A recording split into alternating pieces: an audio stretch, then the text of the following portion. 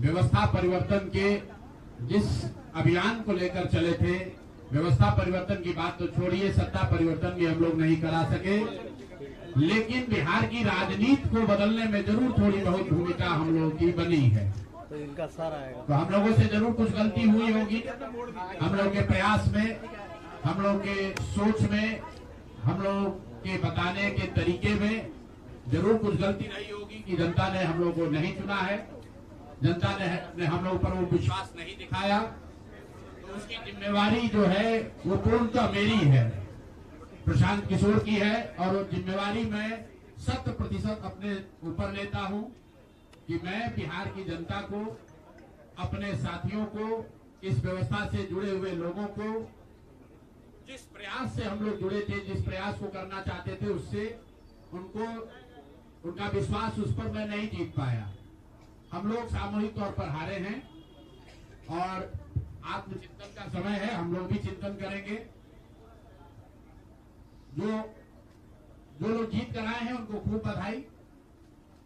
जनता ने अपने लिए अपना रास्ता चुना है, अपने लिए सरकार चुन ली है। अब नीतीश जी और भाजपा के लोगों पर जिम्मेवारी है कि बिहार में जिन बातों को लेकर वो सत्ता में आए हैं, बिहार में तरक्की हो, बिहार में भ्रष्टाचार से जो जनता जूझ रही है, भ्रष्टाचार खत्म हो, यहाँ पर लोगों के लिए रोजी रोजगार हो, और सबसे बढ़ के जो मुद्दा है पलायन का, बिहार से पलायन बंद हो।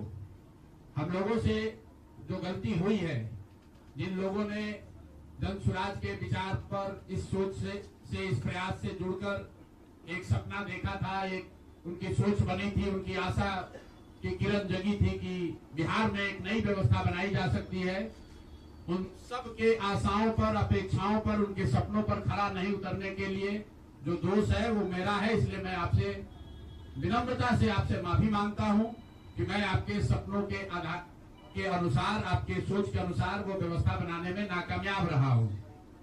और प्रायश्चित के तौर पर मैं आज से 2 दिन के बाद 20 तारीख को गांधी विद्यारवा आश्रम में जो रास्ता गांधी जी ने बताया है, मैं अपने लोगों को, बिहार के लोगों को ये नहीं समझा पाया कि किस बात पर उनको वोट देना चाहिए, क्यों उनको नई व्यवस्था बनानी चाहिए। तो प्रायश्चित के तौर पर मैं अपने से विद्यारवा आश्रम में 1 दिन का उपवास, मौन उपवास रखूंगा। जो भी जन स्वराज के साथी हैं वो जहां पर है वहां, अगर वो समझते हैं कि हम लोग के प्रयास में, सोच में जो कमी रह गई, उसको सुधार के लिए प्रायश्चित के तौर पर हम लोग 1 दिन का सामूहिक उपवास रखेंगे। मैं खुद विद्यारवा, गांधी आश्रम विद्यारवा में रहूंगा, 24 घंटे का एक उपवास रखेंगे।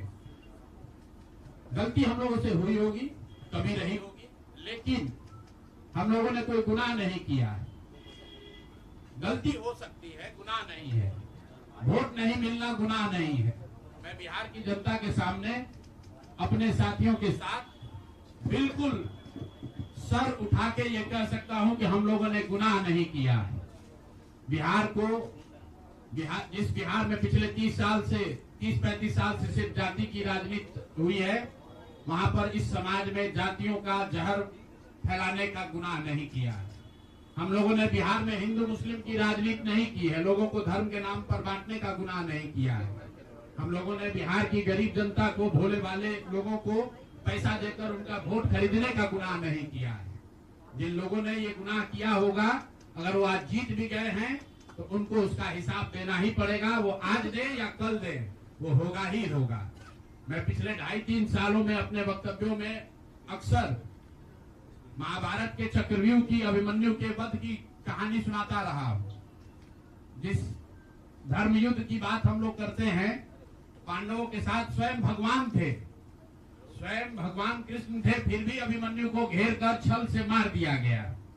लेकिन उसके आगे की भी एक कथा भी है कि अभिमन्यु को मार दिया गया, लेकिन उससे महाभारत नहीं जीता गया। महाभारत जीता तो अंत में वही जो सही रास्ते पर था, जो धर्म के साथ था। तो आप निश्चित जानिए कि जीत तो जन स्वराज की ही होगी। आज जरूर धक्का लगा है और उसके लिए जो कुछ भी कमी है उसको सुधारा जाएगा और उतनी ही ताकत से फिर खड़े होंगे।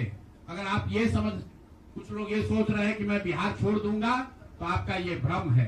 अंग्रेजी में एक फ्रेज है, you are not defeated till you quit. जब तक आप छोड़ेंगे नहीं तब तक आप हार नहीं सकते हैं। तो प्रशांत किशोर की और जन सुराज में मेरे साथ जुड़े हुए साथियों की बिहार सुधारने की जो जिद है, उस जिद के सामने दूसरा कुछ भी इस जीवन में नहीं है। उस जिद से पीछे हटने वाले नहीं हैं। पूरी ताकत से, पूरी ईमानदारी से लोग कह रहे हैं कि मैंने 3-3.5 साल में बहुत मेहनत किया है।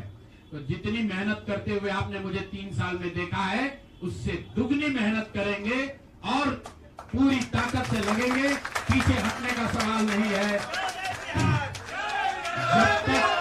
जब तक बिहार को सुधारने के अपने संकल्प को पूरा न कर लें, तब तक पीछे हटने का कोई सवाल ही नहीं है।